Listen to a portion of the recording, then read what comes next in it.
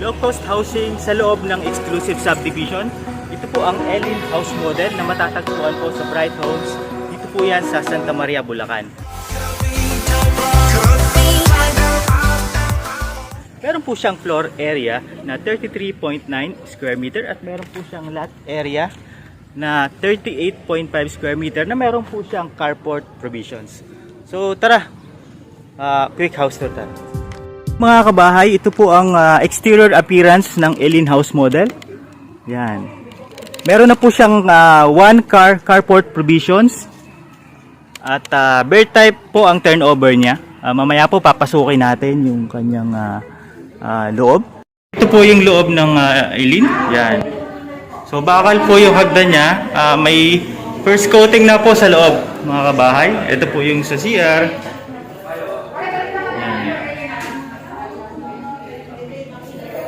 So, kompleto na po yung toilet and bath fixtures niya. So, sa likod po, nakalagay, nakaposisyon yung lababo. Ayan.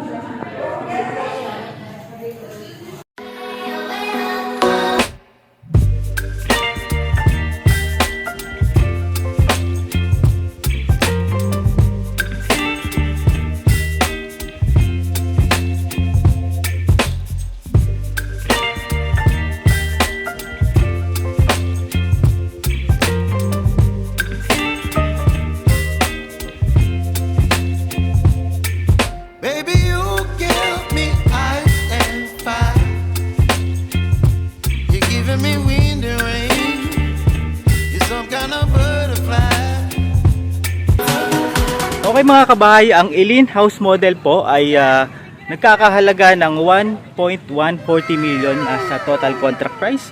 At meron po siyang reservations fee na 10,000 pesos.